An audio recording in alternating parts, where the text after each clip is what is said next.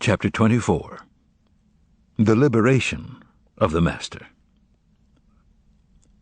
In Volant's bedroom, everything was as it had been before the ball.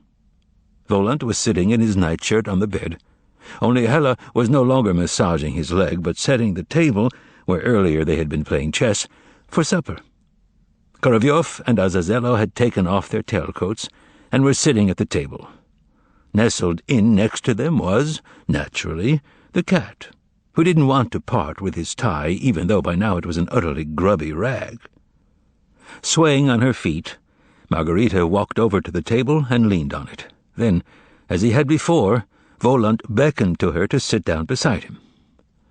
"Well now, did they wear you out completely?" asked Volant. "Oh, no, monsieur," answered Margarita, but barely audibly. "Noblesse oblige," remarked the cat, and he poured Margarita some transparent liquid into an ornate small glass. "Is that vodka?" asked Margarita weakly. The cat took offense and jumped up on his chair. "Excuse me, Your Majesty," he whined, "but how could I offer vodka to a lady? It's pure spirits." Margarita smiled and made an effort to move the glass away. "Drink up. Don't be afraid," said Volant, and Margarita picked up the glass. "Ella, sit down," ordered Volant as he explained to Margarita, "the night of the full moon is a festive occasion, and I have supper in the company of my intimate associates and servants. And so, how do you feel? How did that wearisome ball go?" "Stupendously," crackled Korovyov. "Everyone was enchanted, enamored, overwhelmed by her tact, her finesse, her appeal, her charm." Volant silently raised his glass and clinked it with Margarita's. Margarita drank up obediently, thinking that the spirits would be the end of her, but nothing had happened. An enlivening warmth spread through her stomach. There was a soft thump at the nape of her neck, and her strength returned as if she had just awakened from a long, refreshing sleep. And, in addition, she felt as hungry as a wolf. Her hunger intensified when she recalled that she had not eaten anything since the previous morning. She started to devour the caviar greedily. Behemoth cut off a slice of pineapple, salted and peppered it, ate it, and then downed a second glass of spirits with such dash that everyone broke into applause. After Margarita's second glass of spirits, the candles in the candelabra burned brighter, and the flames in the fireplace grew. Margarita did not feel the least bit drunk.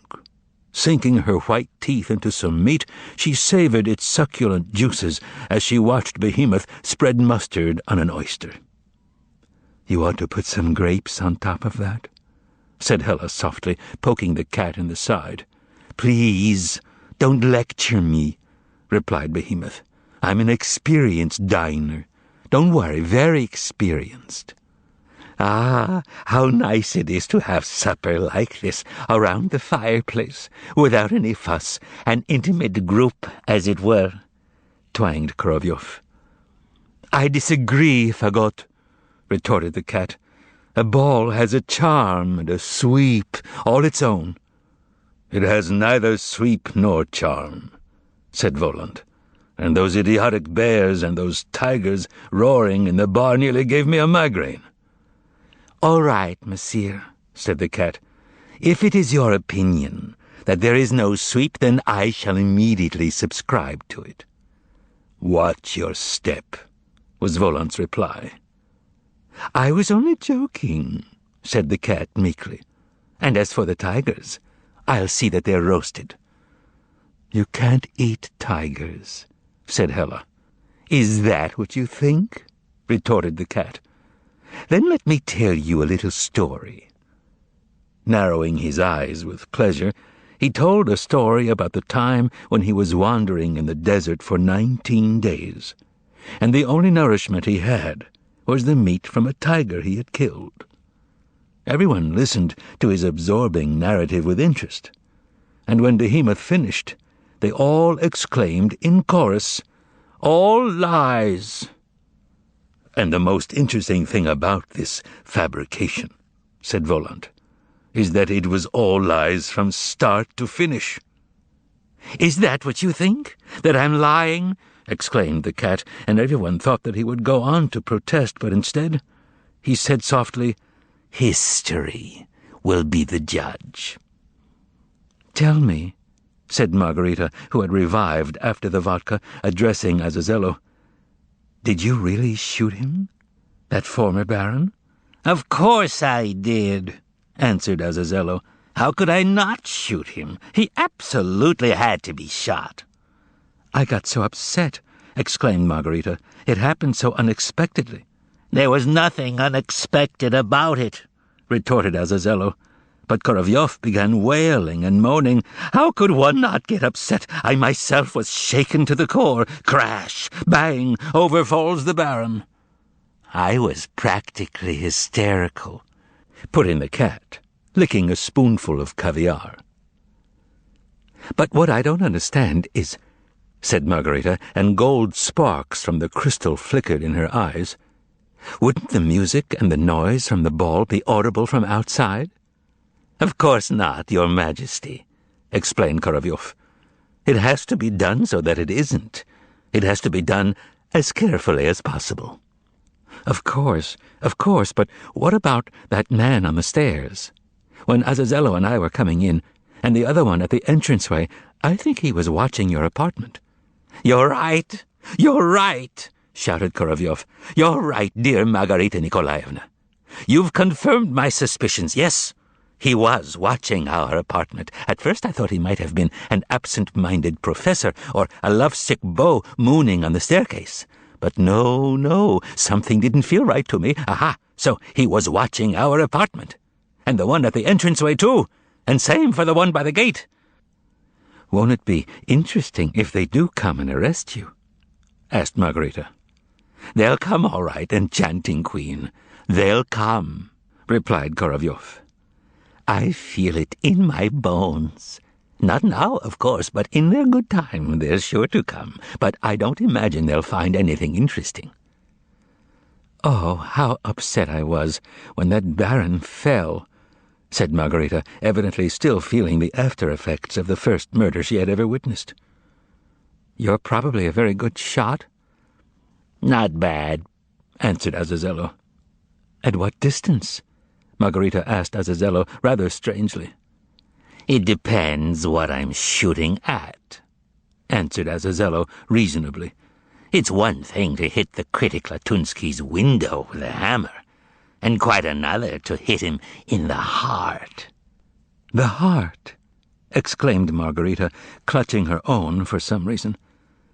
The heart, she repeated in a hollow voice. What's this about a critic named Latunsky? Asked Voland, squinting at Margarita. Azazello, Korovyov, and Behemoth looked down in seeming embarrassment, and Margarita answered with a blush, There's a certain critic by that name. This evening, I demolished his entire apartment. What do you know? But why? He, Messire, explained Margarita, ruined a certain master. But why did you go to all that trouble yourself? Asked Voland. Permit me, Messire, cried the cat joyously, jumping up. You stay put, muttered Azazello, standing up. I'll go over there right now. No, exclaimed Margarita. No, Messire, I beg you. It's not necessary. As you wish, replied Voland, and Azazello resumed his place. So where did we leave off, precious Queen Margot? Said Korovyov. Ah, yes, the heart. He can hit the heart. Korovyov pointed his long finger at Azazello. To order any oracle or any of the ventricles. Margarita did not grasp the meaning of this immediately, but once she had understood, she exclaimed in amazement, But they're hidden from view. Dear lady, twanged Korovyov, that's the point. That they're hidden, that's the whole point. Anyone can hit a visible target. Korovyov took a 7 of spades out of the desk drawer, offered it to Margarita, and asked her to mark one of the pips with her fingernail. She marked the one in the upper right-hand corner. Hela hid the card under the pillow and yelled, "Ready!" Azazello, who was sitting with his back to the pillow, pulled a black automatic pistol out of the pocket of his dress trousers, laid the muzzle on his shoulder, and fired without turning to face the bed, thereby giving Margarita a jolt of pleasant fear. The card was removed from the bullet-pierced pillow. It had been hit where Margarita had marked it. "I wouldn't want to run into you when you've got a gun in your hands," said Margarita, looking coquettishly at Azazello.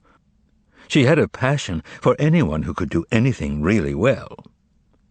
"Precious queen," squeaked Korovyov. "Running into him isn't a good idea even when he doesn't have a gun. I give you my word of honor as a former choir master and precentor that a meeting with him is unwelcome under any circumstances." The cat, who had been sitting with a frown on his face during the shooting demonstration, suddenly declared, "I'm going to try to outdo him with a 7 card." Azazello hooted something in reply, but the cat was stubborn and asked for not 1 but 2 guns. Azazello pulled another gun out of his other back trouser pocket and, wearing a disdainful smirk, offered both of them to the braggart. They marked 2 pips on the 7 card.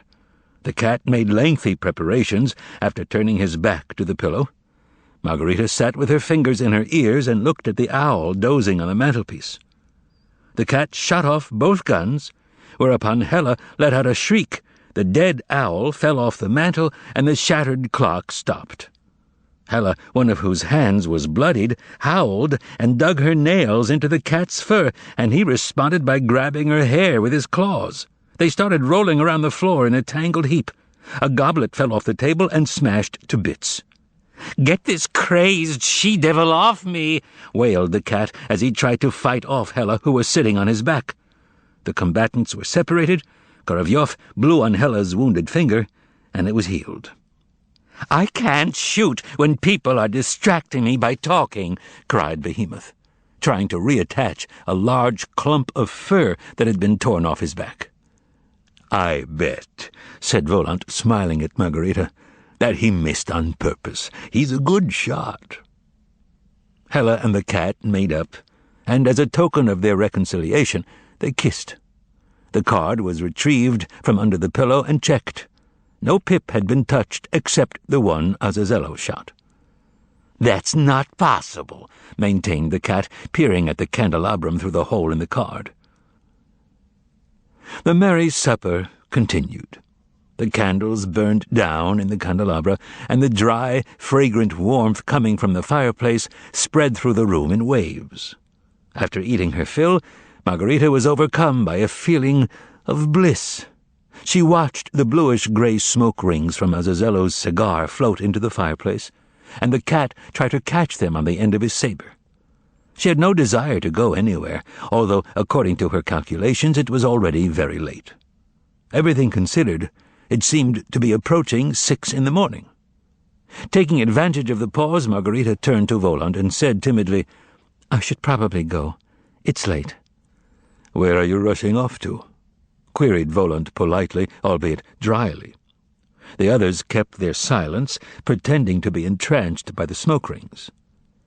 "Yes, it's time to go," repeated Margarita, who was somewhat disconcerted by their response, and she turned as if in search of a cape or something to put on.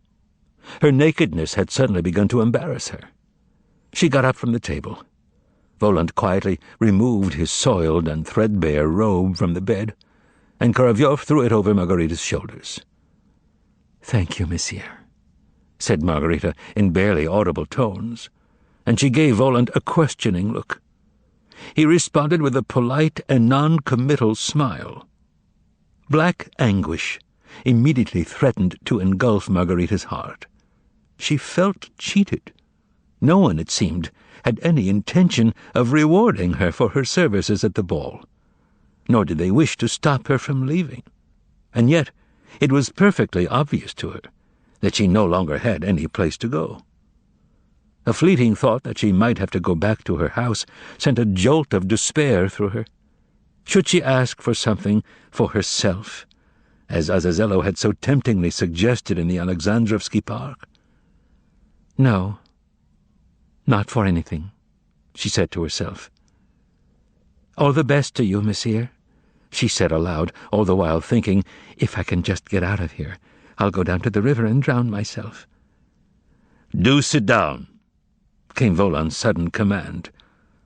A change came over Margarita's face, and she sat down. Perhaps you wish to say something before you go. No, nothing, monsieur, replied Margarita proudly. Except, of course, that if you still have need of me, I'm happy to be of service. I'm not in the least bit tired, and I thoroughly enjoyed myself at the ball. So much so that if it had lasted longer, I would have been glad to let thousands more murderers and gallows birds kiss my knee. Her eyes filling with tears, Margarita looked at Voland as through a veil.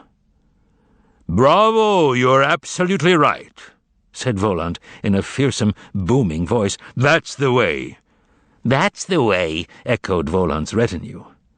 "We've been testing you," Voland continued. "Never ask for anything. Not ever. Not for anything, especially from someone who's more powerful than you are. They will offer and grant everything themselves. Sit down, proud woman." Voland tore the heavy robe from Margarita's shoulders, and again she found herself sitting next to him on the bed. "And so, Margot," continued Voland, softening his voice, "what would you like in return for having served as my hostess today? What do you wish for having gone naked at the ball? What value do you put on your knee? What damages did you incur from my guests, whom you just referred to as gallows birds? Speak, and do so without constraint, since it is I who have made the offer." Margarita's heart began to pound. She heaved a sigh and started to collect her thoughts. "Come now, show more courage," prompted Voland. "Arouse your imagination, give it free rein. Just witnessing the murder of that inveterate scoundrel of a baron should earn someone a reward, especially if that someone is a woman. Well?" Margarita's breath caught in her throat, and just as she was about to say the cherished words she had prepared in her soul, she suddenly turned pale. Her mouth opened, and her eyes bulged. "Frida, Frida, Frida," cried an insistent, beseeching voice in her ears.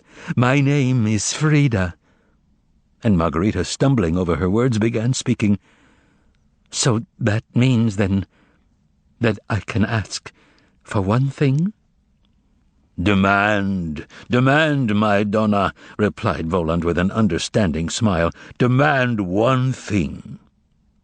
Oh, how adroitly and precisely did Voland emphasize one thing in repeating Margarita's words. Margarita sighed again and said, "I want them to stop giving Frida the handkerchief she used to smother her baby." The cat raised his eyes skyward and sighed noisily, but said nothing, evidently recalling how his ear had been tweaked at the ball.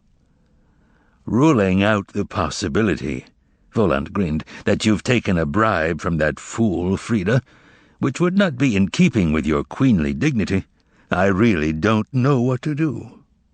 I suppose there is one thing. Get hold of some rags and plug up all the cracks in my bedroom." "What are you talking about, monsieur?" asked Margarita, perplexed by these truly baffling words. "I agree with you completely, monsieur," interjected the cat. "Rags are just what you need." And with that he pounded his paw on the table in irritation. "I'm talking about mercy," said Voland, explaining his words, his fiery eye still fixed on Margarita. "Sometimes it unexpectedly and insidiously slips through the narrowest of cracks. That's why I mentioned the rags." "And that's what I was talking about, too," exclaimed the cat. And just to be safe, he turned away from Margarita and covered his pointed ears with paws smeared in pink cream. "Get out of here," Voland said to him. "I haven't had my coffee yet," replied the cat, "so how can I leave?" Surely, monsieur, on a holiday night like this, you're not dividing your dinner guests into two categories, are you? Some of first grade and others of second grade freshness, as that pathetic cheapskate of a bar manager would say? "Be quiet," ordered Voland, and turning to Margarita, he asked, "Are you, everything considered, an exceptionally kind person? Highly moral?" "No," replied Margarita forcefully. "I know one has no choice but to be frank with you, and I'll tell you frankly. I'm a thoughtless person. I asked you on Frida's behalf only because I was careless enough to give her real hope. She's waiting, monsieur. She believes in my power. And if her hope is betrayed, I'll be in an awful position. I'll have no peace for the rest of my life. It can't be helped. It just happened that way." "Oh," said Voland, "that's understandable." "So, will you do it?" asked Margarita softly. "No, never," answered Voland. "The fact is, dear Queen, there's been a slight mix-up here. Each department should concern itself with its own business. I don't dispute that our resources are quite extensive, much more extensive, in fact, than certain not very discerning people suppose." "Yes, much more extensive," chimed in the cat, unable to restrain himself, evidently priding himself on these resources. "Be quiet, the devil take you," said Voland, and continued, turning to Margarita. "But really, what sense is there in doing what is supposed to be the business of another, as I put it, department? And so, I will not do it. But you shall." "Do I really have the power?" Azazello gave Margarita an ironical sidelong glance and snorted with an imperceptible shake of his red head. "So do it, then. This is torture," muttered Voland. He gave his globe a turn and began focusing on some detail there, evidently preoccupied with another matter during his conversation with Margarita. "Well, say Frida," prompted Korolyov. "Frida!" came Margarita's piercing cry. The door flew open, and a disheveled, naked woman with frenzied eyes, but no longer showing any signs of intoxication, burst into the room and stretched out her hands to Margarita, who said majestically, "You are forgiven. You will not be given the handkerchief any more." Frida let out a wail, fell prostrate on the floor, stretched out like a cross in front of Margarita. Voland waved his hand, and Frida vanished from sight. "Thank you, and farewell," said Margarita, and got up to go. "Well, Behemoth," began Voland, "let's not take advantage of an impractical person's folly on a holiday night." He turned to Margarita. "And so, that didn't count, because, after all, I did nothing. What do you want for yourself?" Silence ensued, and it was broken by Korolyov, who whispered in Margarita's ear, "My diamond Donna, I advise you to be a little more sensible this time, otherwise good fortune may pass you by."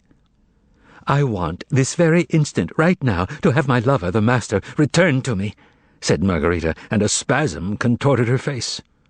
At this point, a wind tore into the room with such force that the candles in the candelabra almost blew out. The heavy curtain on the window moved aside, and the window flew open, revealing high up in the distance a full moon, but a midnight moon rather than a morning one. A greenish square of a nocturnal light fell from the windowsill onto the floor, and in it appeared Ivan's night visitor, who called himself the master. He was in his hospital clothes, a robe, slippers, and the little black cap he never parted with. His unshaven face twitched in a grimace. He looked askance with crazy, fearful eyes at the light from the candles, and a flood of moonlight seethed around him. Margarita recognized him immediately. She let out a moan, clasped her hands, and ran to him. She kissed his forehead, his lips, pressed her face against his prickly cheek, and long pent-up tears streamed freely down her face. She uttered only one word, senselessly repeating it over and over, "You, you, you." The master pushed her away and said in a hollow voice, Don't cry, Margot. Don't torment me. I'm seriously ill." He grabbed a hold of the windowsill, as if intending to jump on it and run, stared, baring his teeth at the seated company, and began to shout, "I'm frightened, Margot. I've started having hallucinations again." Sobs stifled Margarita, and she whispered, choking on her words, "No, no, no, don't be afraid of anything. I'm with you. I'm with you." Deftly and unobtrusively, Korovyov pushed a chair over to the master, who sat down on it, and Margarita fell on her knees, pressing herself against the sick man's side, and thus grew calm. In all her excitement, she had not noticed that her nakedness was suddenly gone, and she was now wearing a black silk cloak. The sick man lowered his head and began staring at the floor with sick, sullen eyes. "Yes," began Volant after a silence. "They've done quite a job on him." He commanded Korovyov, "Knight, give this man a little something to drink." Margarita coaxed the master in a trembling voice, "Drink it, drink it. Are you afraid to? No, no, believe me, they'll help you." The sick man took the glass and drank what was in it, but his hand shook, and the empty glass smashed at his feet. "A lucky sign, a lucky sign," whispered Korovyov to Margarita. "See, he's already getting better." Indeed, the sick man's gaze no longer seemed so wild and distraught. "But is it really you, Margot?" asked the moonlight guest. "Have no doubt, it's me," Margarita replied. "Give him some more," ordered Volant. After the master had drained a second glass, his eyes looked alive and comprehending. "Well, now, that's something else entirely," said Volant, narrowing his eyes. "Now, let's talk. Who are you?" "Now I am no one," replied the master, his mouth twisted in a smile. "Where did you just come from?" "From an insane asylum. I'm mentally ill," replied the newcomer. Margarita could not stand to hear these words, and burst into tears again. Then she wiped her eyes and cried, "Horrible words, horrible words! He's the master, monsieur, I can assure you of that. Cure him, he deserves it." "Do you know whom you are speaking to now?" Volant asked the newcomer. "Do you know whose guest you are?" "Yes," answered the master. "My neighbor in the madhouse was that boy Ivan Bezdomny. He told me about you." "Well, well," replied Volant. "I had the pleasure of meeting that young man at Patriarch's Ponds. He nearly drove me out of my mind, trying to prove to me that I don't exist. But you, do you believe that it's really me?" "I have to believe that," said the newcomer, "although it would, of course, be a lot more soothing to regard you as a product of my hallucinations. Excuse me," added the master, catching himself. "Well, if it's more soothing, then by all means do so," replied Volant politely. "No, no," said Margarita fearfully, shaking the master by the shoulder. "Come to your senses, it really is him." The cat put in a word here as well. "But I really do look like a hallucination. Look at my profile in the moonlight." The cat crawled into a strip of moonlight and wanted to say something else, but was asked to be quiet, so he replied, all right, I'm ready to be quiet. I'll be a silent hallucination," and fell silent. "But tell me, why does Margarita call you the master?" asked Volant. The newcomer laughed and said, "A pardonable weakness on her part. She has too high an opinion of the novel I wrote." "What is the novel about?" "It is about Pontius Pilate." Here again the tongues of flame on the candles began to flicker and jump. The dishes started rattling on the table, and Volant burst out into thunderous laughter, but no one was frightened or surprised by this. For some reason, Behemoth began to applaud. "About what? About what? About whom?"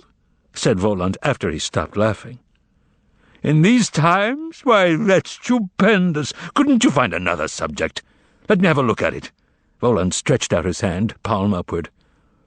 "Unfortunately, I can't do that," replied the master, "because I burned it in the stove." "Forgive me, but I don't believe you," said Voland. "That cannot be. Manuscripts don't burn." He turned to Behemoth and said, "Well, now, Behemoth, let's have the novel." The cat jumped off the chair instantly, and everyone saw that he had been sitting on a thick pile of manuscripts. The cat handed the top one to Voland with a bow. Again, almost in tears, Margarita started trembling and shouting, "There it is! The manuscript! There it is!" She threw herself at Voland and added rapturously, "He's omnipotent! Omnipotent!" Voland took the copy handed to him, turned it over, put it aside, and stared silently and unsmilingly at the master. For no apparent reason, the latter suddenly became distressed and anxious, got up from his chair, wrung his hands, and turning to the distant moon, began trembling and muttering, "Even at night, in the moonlight, I have no peace. Why have they disturbed me? Oh, gods, gods!" Margarita clutched at his hospital robe, pressed close to him, and began muttering in tears and anguish, "My God, why isn't the medicine helping you?" "Never mind, never mind, never mind," whispered Korovyov, weaving about near the master. "Never mind, never mind. Just have another glass, and I'll keep you company." And the little glass twinkled and sparkled in the moonlight, and that glass did help. They sat the master in his place, and the sick man's face became calm. "Well, now everything is clear," said Voland, drumming on the manuscript with his middle finger. "Totally clear," confirmed the cat, having forgotten his promise to be a silent hallucination.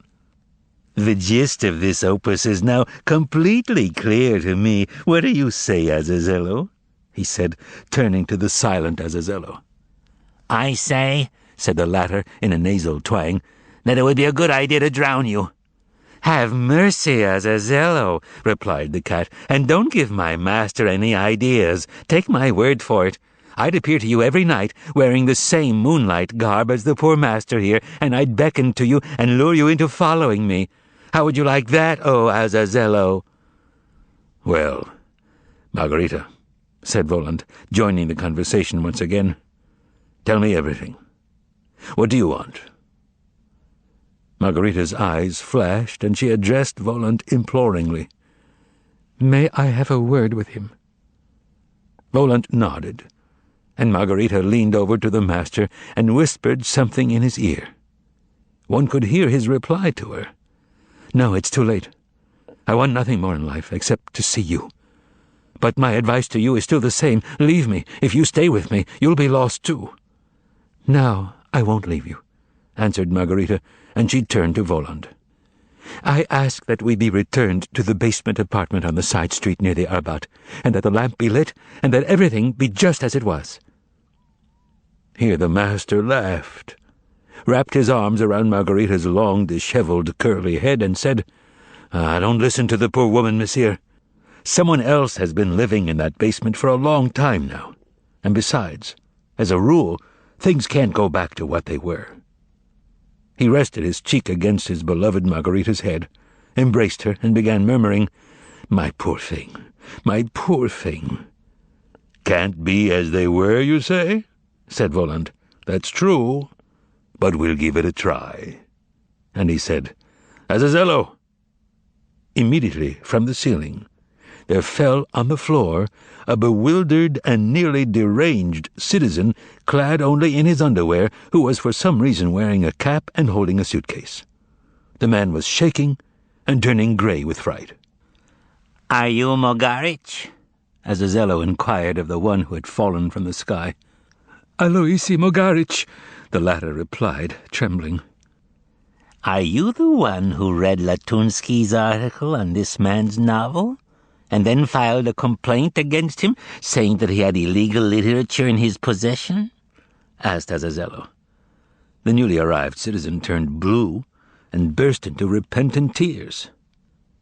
"Was it because you wanted to move into his apartment?" asked Azazello in his most cordial nasal twang. Heard in the room was the infuriated cat hissing, and Margarita howling, "Know the witch! Know her!" as she dug her nails in Aloisi Mogaric's face. A scuffle ensued. "What are you doing?" screamed the master in agony. "Margot, don't disgrace yourself." "I protest, this is no disgrace," yelled the cat. Korovyov pulled Margarita away. "I had a bathroom put in," cried the bloodied Mogarich, his teeth chattering, and terrified. He started babbling some nonsense. "The whitewashing alone, the sulfuric acid." "Well, it's good a bathroom's been added," said Azazello approvingly. "He needs to take a bath." Then he shouted, "Begone!" Mogarich was then turned head over heels and propelled out of Voland's bedroom through the open window. The master's eyes popped, and he said under his breath, "Why, that's even neater than what Ivan said about him." Utterly shaken, he looked all around and finally said to the cat, "Excuse me, was it you, sir?" He corrected himself, not sure whether to use the intimate or polite form of address to the cat. "Are you, sir, the same cat who got on the streetcar?" "I am," confirmed the cat, flattered, and he added, "It's nice to hear you address a cat so politely. For some reason, cats are usually addressed with the familiar thou, despite the fact that no cat has ever drunk Bruderschaft with anyone." "It seems to me, for some reason, that you, sir, are not an ordinary cat," replied the master hesitantly. "They'll still notice that I'm gone at the hospital," he added timidly to Voland. "Well, why would they notice that?" replied Voland reassuringly, and then some books and papers appeared in his hands. "Are these your medical records?" "Yes." Korovyov threw them into the fireplace. "No documents, no person," said Korovyov with satisfaction. "And is this your landlord's tenants' register?" "Yes." "Who's registered in it? Aloisi Mogarich?" Korovyov blew on one of the pages of the tenants' register. "There, he's gone. And please note, never was there. And if your landlord acts surprised, tell him Aloisi was someone he dreamt about." "Mogarich? What Mogarich? There was never any Mogarich." Here, the tied and secured register evaporated from Korovyov's hands. "And now it's back on the landlord's desk." "You were absolutely right," said the master, impressed by the neatness of Korovyov's work, "when you said no documents, no person. So that means I don't exist, since I don't have any documents." "I beg your pardon," cried Korovyov. "That really is an hallucination. Here are your documents." And Korovyov handed them to the master. Then he shifted his gaze to Margarita and whispered sweetly to her, "And here is your property, Margarita Nikolaevna." Whereupon he handed her a notebook with charred edges, a dried rose, a photograph, and, with special care, a savings book. "Here's the 10,000-ruble deposit you made, Margarita Nikolaevna. We have no need of other people's money." "I'd rather have my paws wither and fall off than touch what belongs to someone else," exclaimed the cat in puffed-up tones, dancing on top of the suitcase to flatten down all the copies of the ill-starred novel. "And here are your documents, too," continued Korovyov, handing them to Margarita, and then, turning to Voland, he said respectfully, "That's everything, monsieur." "No, not everything," replied Voland, turning away from his globe. "What are your orders, my dear lady, regarding the disposition of your retinue? I personally have no need of them." At this point, Natasha, still naked, ran in through the open door. She clasped her hands and shouted to Margarita, "Be happy, Margarita Nikolaevna!" She nodded in the direction of the master and again turned to Margarita. "You see, I always knew where you were going." "Maids know everything," noted the cat, raising his paw sagaciously. "It's a mistake to think they're blind." "What do you want, Natasha?" asked Margarita. "Go back to the house." "Darling Margarita Nikolaevna," began Natasha imploringly, getting down on her knees. "Ask them," she looked sideways at Voland, "to let me stay a witch. I don't want to go back to the house, not for an engineer, not for a technician. Yesterday at the ball, Monsieur Jacques made me an offer." Natasha opened her hand, revealing some gold coins. Margarita cast a questioning glance at Voland. He nodded. Then Natasha threw herself on Margarita's neck, gave her a loud kiss, and flew out the window with a triumphant whoop. In Natasha's place appeared Nikolai Ivanovich. He had assumed his former human form, but he was extraordinarily glum and even, perhaps, annoyed. "Here's someone I shall dismiss with special pleasure," said Voland, looking disgustedly at Nikolai Ivanovich. "With exceptional pleasure, since he's totally superfluous here." "Please, give me a certificate," began Nikolai Ivanovich, looking around wildly, but speaking with great insistence, "stating where I spent last night." "For what purpose?" asked the cat sternly. "To give to the police and to my wife," was Nikolai Ivanovich's firm response. "We usually don't give certificates," said the cat with a frown. "But all right, for you we'll make an exception." Before Nikolai Ivanovich could realize what was happening, the nude Hella was at the typewriter, taking dictation from the cat. "I hereby certify that the bearer of this note, Nikolai Ivanovich, spent the night in question at Satan's ball, having been lured there in a transportational capacity," Hella put in parentheses, "and write hog. Signed, Behemoth." "And the date?" squealed Nikolai Ivanovich. "We won't put in the date, otherwise the document will be null and void," retorted the cat, scribbling his signature. He got a seal from somewhere, breathed on it in the customary fashion, affixed a seal saying "paid," and handed the paper to Nikolai Ivanovich. After this, the latter disappeared without a trace, and in his place appeared another unexpected figure. "So who's this now?" asked Voland squeamishly, shading his eyes from the glow of the candles. Varanucha hung his head, sighed, and said softly, "Let me go back. I'm not capable of being a vampire. Hella and I almost left Rimsky a goner. I'm just not bloodthirsty enough. Let me go." "What's all this raving?" asked Voland with a frown. "Who's this Rimsky, and what's this nonsense all about?" "You needn't trouble about this, monsieur," replied Azazello, and he turned to Varanucha. "Don't be rude on the phone. Don't tell lies on the phone, got it? Will you stop doing that?" Varanucha's head was spinning from joy. His face began to glow, and without knowing what he was saying, he mumbled, "As God is my... That is, I want to say, right after dinner." Varanucha pressed his hands to his chest and looked pleadingly at Azazello. "All right, then, go home," the latter replied, and Varanucha melted away. "Now, everyone leave me alone with them," ordered Voland, indicating the master and Margarita. Voland's order was immediately obeyed. After a brief silence, Voland addressed the master. "So, you're going back to the basement apartment of the Arbat, is that it? What about your writing? Your dreams, your inspiration?" "I no longer have any dreams, or inspiration either, for that matter," replied the master. "Nothing around me interests me except her." He again put his hands on Margarita's head. "They've broken me. I'm depressed, and I want to go back to my basement." "What about your novel? What about Pilot?" "It's hateful to me, that novel," answered the master. "I suffered too much because of it."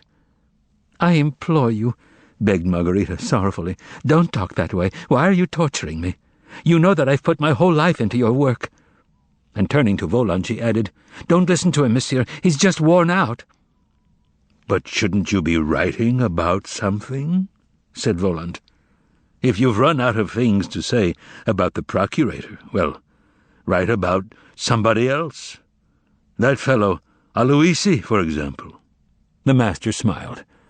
"Lapshonikova won't publish it, and besides, it's not interesting." "But what will you live on? You'll be forced to live in poverty, you know." "Gladly, gladly," replied the master, drawing Margarita to him once again. With his arms around her shoulders, he added, "She'll come to her senses and leave me." "I don't think so," said Voland, through his teeth, and continued, "And so the man who wrote the story of Pontius Pilate intends to go off to his basement and live there in poverty by his lamp. Is that right?" Margarita detached herself from the master's embrace and began speaking very heatedly. "I did everything I could, and I whispered to him the most tempting thing of all, and he refused it." "I know what you whispered to him," retorted Voland, "but that isn't the most tempting thing.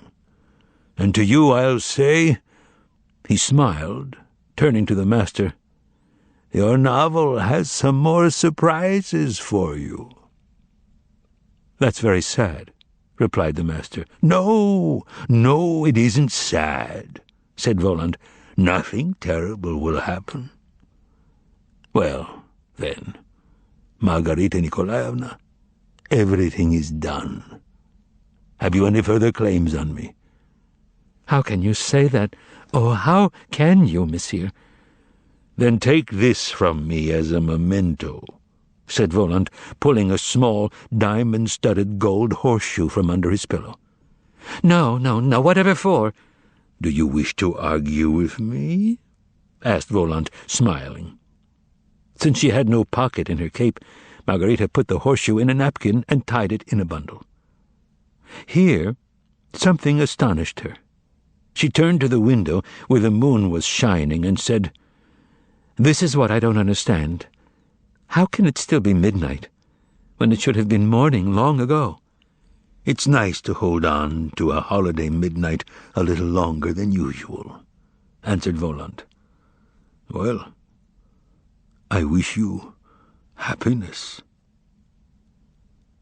Margarita extended her hands prayerfully to Voland, but did not dare to get close to him, and she cried out softly, "Farewell, farewell." "Till we meet again," said Voland. And Margarita, in her black cape, the master in his hospital robe, stepped out into the hallway of the apartment of the jeweler's wife, where a candle was burning and where Voland's retinue was waiting for them. When they set out down the hall, Hella was carrying the suitcase containing the novel and Margarita Nikolaevna's meager belongings, and the cat was helping Hella. At the door of the apartment, Korolyov bowed and disappeared, while the others accompanied them down the stairs. The staircase was deserted. As they were crossing the third-floor landing, they heard a soft thud, but no one paid any attention to it. When they reached the front doors of entranceway number 6, Azazello blew upward, and as soon as they stepped into the courtyard, which the moonlight did not reach, they saw a man on the doorstep wearing boots and a cloth cap, who was seemingly sound asleep, and a large black car parked by the entrance with its lights off. Dimly visible through the windshield was the rook's silhouette. As they were about to get in the car, Margarita let out a soft cry of despair. "My God, I've lost the horseshoe." "Get in the car," said Azazello, "and wait for me. I'll come right back as soon as I find out what happened." And he went back to the front door. This is what had happened. Shortly before Margarita and the master left with their entourage, a shriveled woman holding a bag and a tin can came out of number 48, the apartment just below the jeweler's wife's. It was that same Anushka who, the previous Wednesday, had spilled sunflower oil at the turnstile, to Berlioz's great misfortune. Nobody knew, and probably nobody ever will, what this woman actually did in Moscow or what she lived on. The only thing that was known about Anushka was that she could be seen every day with the can, with the bag, or with both together, either at the oil shop, the market, outside the gates of the building, on the stairs, or, most frequently of all, in the kitchen of apartment number 48, which was where she lived. Besides that, the most notorious thing about her was that wherever she was, or wherever she appeared, trouble would start at once. And, finally, that her nickname was the Plague. For some reason, Anushka, the plague, was in the habit of getting up incredibly early, and on that particular morning something roused her from bed before the crack of dawn, just after midnight. The key turned in the door, Anushka's nose stuck out, and then the whole of her emerged, the door slammed shut behind her, and she was about to set off somewhere when a door banged on the upstairs landing, and someone rushed down the stairs, colliding with Anushka and knocking her sideways so that she struck the back of her head against the wall. "Where's the devil taking you in just your drawers?" screeched Anushka, clutching the back of her head. The man in his underwear, wearing a cap and holding a suitcase, and with his eyes closed, answered Anushka in a strange, sleepy voice, "The water pump, the sulfuric acid, the cost of the whitewash alone." And bursting into tears, he roared, "Go away!" Then he rushed, not further down the stairs, but back up the stairs to where the window pane had been kicked out by the economist, and he flew out that window head over heels into the courtyard. Forgetting about the pain in the back of her head, Anushka groaned and ran to the window herself. She lay flat on her stomach on the landing and stuck her head out into the courtyard, expecting to see the broken body of the man with the suitcase stretched out on the asphalt, lit up by the yard light. But there was absolutely nothing on the asphalt in the courtyard. She was left to assume that the strange and sleepy individual had flown out of the house like a bird, leaving no trace of himself. Anushka crossed herself and thought, "That number 50 really is cursed. No wonder people are talking. That's some apartment, that is." No sooner had she thought this than the door upstairs banged again, and down ran a second someone. Anushka pressed herself to the wall and saw a rather respectable-looking citizen with a beard but with a slightly pig-like face, or so it seemed to Anushka, dart past her and, like the preceding individual, leave the house through the window, again with no thought of smashing himself on the asphalt. Anushka had now forgotten the purpose of her outing, and she just stayed on the stairs, crossing herself, groaning, and talking to herself. Shortly after that, a third man, beardless, with a round, clean-shaven face, wearing a peasant blouse, ran out of the apartment upstairs and flew out the window in similar fashion. To give Anushka her due, it must be said that she was inquisitive and decided to wait a little longer to see if there would be any new marvels. The door upstairs opened again, and now a whole group of people headed down the stairs, but this time they were walking like normal people and not running. Anushka ran away from the window, went back down to her own door, opened it hastily, hid behind it, and her eye, in a frenzy of curiosity, glimmered through the crack.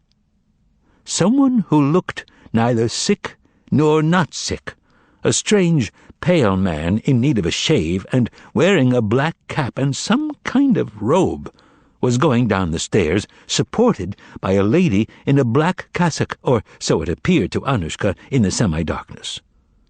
The lady was not exactly barefoot, but was wearing transparent, obviously foreign-made evening slippers that had been torn to shreds. Phew, never mind the shoes. Why, the lady's actually naked. Well, almost. That cassock's thrown right over her naked body. That's some apartment, that is. Anushka's soul sang with anticipation of the stories she would tell her neighbors the next day. Behind the strangely clad lady came a completely naked one carrying a small suitcase, and, prowling nearby, was a huge black cat. Rubbing her eyes, Anushka almost squealed out loud. Bringing up the rear of the procession was a short, limping, wall-eyed foreigner, jacketless, wearing a white dress vest and black tie. The whole company passed Anushka on its way downstairs. At this point, something made a soft thump on the landing. Hearing the footsteps fade, Anushka slithered out from behind the door like a snake, stood her oil can against the wall, lay down on her stomach, and started feeling around on the floor of the landing. Her hands picked up something heavy wrapped in a napkin. Anushka's eyes bulged out of her head when she undid the bundle. She held the jewel up to her eyes, and her eyes burned with a wolfish fire. Thoughts whirled through Anushka's head. I don't know nothing. I don't know a thing. Should I show it to my nephew, or break it into pieces? The stones could be pried out and sold one at a time, one on the Pietrovka, another on Smolensky. But the main thing is, I don't know nothing, and I don't know a thing." Anushka hid her find in her bosom, grabbed her oil can, and was about to slither back into her apartment, having decided to postpone her trip to town, when there arose before her, the devil knows from where, that same fellow with the white shirt front and no jacket, and he whispered quietly, "Give me the horseshoe and the napkin." "What horseshoe napkin?" asked Anushka, feigning ignorance very skillfully. "I don't know nothing about no napkin. What are you, citizen drunk or something?" Without saying another word, the white-chested man squeezed Anushka's throat with fingers as hard as the handrail on a bus, and just as cold, cutting off the air to her lungs. The oil can dropped out of Anushka's hands and fell onto the floor. After cutting off Anushka's air for some moments, the jacketless foreigner removed his fingers from her neck. Gulping for air, Anushka smiled. "Oh, you mean the little horseshoe," she began. "Here it is. So it belongs to you? I look and I see it there in a napkin. I took it on purpose so that nobody would pick it up. Otherwise, you could kiss it goodbye." After receiving the horseshoe and napkin, the foreigner began to bow and scrape before Anushka, shaking her hand firmly and thanking her warmly with a very pronounced foreign accent in expressions like these: "I am deeply grateful to you, madame. I cherish this horseshoe as a keepsake, and please allow me to present you with 200 rubles for keeping it safe." And he took the money out of his vest pocket at once and handed it to Anushka. She, grinning foolishly, could only blurt out, "Oh, I thank you most humbly. Merci, merci." The generous foreigner made it to the bottom of the flight in one fell swoop, but before slipping away completely, he shouted from below, this time without an accent, "You old witch! If you ever find anything else that doesn't belong to you, turn it over to the police, and don't hide it in your bosom." Her head agog and abuzz from all these happenings on the staircase, Anushka kept shouting, "Merci, merci, merci," for a long time out of inertia. But the foreigner was long gone. The car was also gone from the courtyard. After returning Voland's gift to Margarita, Azazello said goodbye to her, asked if she was comfortably seated. Hella enthusiastically smothered Margarita with kisses, the cat kissed her hand, the group waved to the master who, lifeless and inert, had sunk into the corner of his seat. Then they waved to the rook and immediately melted into thin air, not considering it worth the trouble to climb back up the stairs. The rook turned on the headlights and rolled the car out through the gates past the man who was fast asleep at the gateway, and the lights of the big black car blended in with the other lights on sleepless and noisy Sadovaya Street. An hour later, in the basement of the small house on one of the side streets off the Arbat, in the front room, where everything was just as it had been a year ago before that terrible autumn night, at the table covered with the velvet tablecloth, beneath the shaded lamp, near which stood the vase filled with lilies of the valley, Margarita sat, weeping quietly from the shock and happiness she had experienced. The fire-damaged notebook lay before her, and next to it towered a pile of undamaged notebooks. The little house was silent. In the small adjoining room, sound asleep on the couch, covered by his hospital robe, was the master. His even breathing could not be heard. When she had cried her fill, Margarita took up the undamaged notebooks and found the place she had been rereading before her meeting with Azazello beneath the Kremlin wall. Margarita did not feel like sleeping. She stroked the manuscript affectionately, as one would stroke a beloved cat, and turned it over in her hands, looking at it from all sides, now pausing at the title page, now looking at the end. She suddenly had a horrible thought that it was all witchcraft, that the notebooks were about to vanish before her eyes, that she would end up in her bedroom back home, and that when she woke up, she would have to go drown herself. But that was the last horrible thought she had. a vestige of the prolonged suffering she had undergone. Nothing vanished. The omnipotent Volant was indeed omnipotent, and Margarita was free to leaf through the pages of the notebooks for as long as she liked, even till dawn. She examined them closely, kissed them, and reread the words again and again.